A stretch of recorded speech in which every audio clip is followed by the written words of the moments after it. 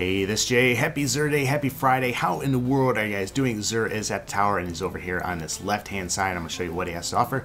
As we're heading back there though, let me know what you guys think about last week, Zur not selling a weapon. I know some of you guys showed me the picture of the guy in Germany who actually it was showing a Gjallahorn there. A lot of you guys said that he was probably trying to sell the Gjallahorn, but they took it out so it wasn't showing up and it came across as a glitch. I tend to agree with that. So I'm curious what you guys think though. And I'm also curious what you guys think about them nerfing the wolf pack rounds. But let's get into it. All right, so not too exciting what he has to offer, but we'll go through this. The Armamentarium, this is for a Titan, and you can use this both for the Striker and the Bubble one, but it's all discipline. You get a maximum stat of 140 here, which is kind of middle of the road for this. I think max is 170. But you get to carry an additional grenade. That's awesome. Carry more ammo for heavy weapons. That's great. And carry more ammo for special weapons. I like how it says special weapons instead of like a fusion rifle or something like that. So definitely pick this up. I'd give this thing a solid 9 out of 10 for both PvE and PvP. Definitely want to pick that up. Young Ahamkara Spine, this is for a Hunter class. This is all discipline, and you get max at 108, which I think the max total is 120, so not too shabby of a stat roll.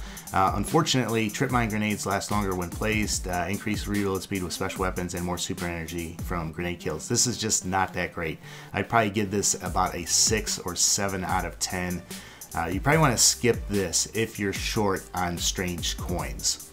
So keep that in mind. All right, next one up, we've got the Starfire Protocol. This is all intellect, and you get 133. Max is 181, so not the greatest stat roll. You get to gain an additional fusion grenade. You carry more ammo for fusion rifles, carry more ammo for heavy weapons. So I like the ability to gain an additional fusion grenade, especially for PvP.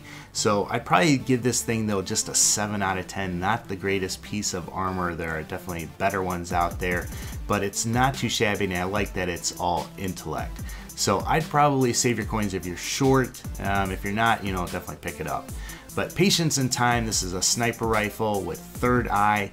A lot of people like this for PvP, and a lot of people think that it's a crutch for PvP and say you shouldn't get it.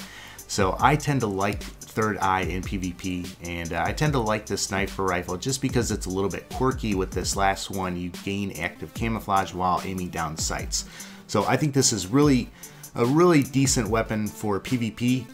I'm probably not going to use it too much though, because there's better exotics to use, but definitely for PvE I would definitely pick this up as well. Unfortunately, the impact is just average on this weapon. If it had higher impact, this gun would be really solid. But that is what Zur has to offer. Let me know what you guys think.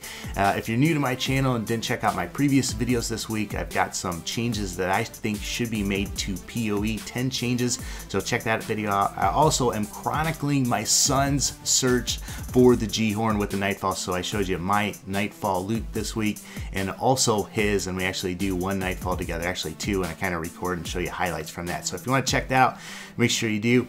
Also too, wanted to let you guys know, some of you guys know my son, he actually played in the championship this last week. His baseball team played for the championship. He's 7 years old, and it's really exciting to see how things are coming together fundamentally in baseball for him and everything like that. So it was really cool though. But they played against the team that actually beat them, and it was, they only had one loss this year, so they're playing against that team for the championship. And the team comes out and warming up, and they actually were playing music while they were warming up. I thought that was really interesting. Hadn't heard any other team do that, and they're playing all these songs like Rocky and everything like that. That's the other team that I'm talking about. And so they get done warming up, our team gets on the field, and somebody actually turns up the music and just starts blasting it. And you could tell it was just kind of distracting our kids, so I was like, whatever, you know. I just thought that was kind of not cool the way they were doing that though. And then they're starting to chant like undefeated and all this other stuff and everything like that. So during the first game of the season when they were playing this team, they actually lost 1-0, all right, so not a high scoring game. My son was actually not at the game, so I didn't get to see it or anything, but I heard about it. And then this time though, my son's team actually ended up beating them, and they beat them by the 10-run rule. That's where you get ahead by 10 runs after the 5th inning. They actually called the game. So that actually happened in the 6th inning, and I was so jacked as a father, so proud for my son and this team and everything like that. The coach was just phenomenal. Like I said, he always worked on fundamentals and just did a really good job working with this age group. So really happy for my son Ethan and their win. But I thought I'd let you guys know what happened for me this weekend or this past week. Let me know what you guys got going on this weekend. Let me know if you're going to pick up anything from Xur. That's where I'm going to end it though, guys. As always, take care and God bless.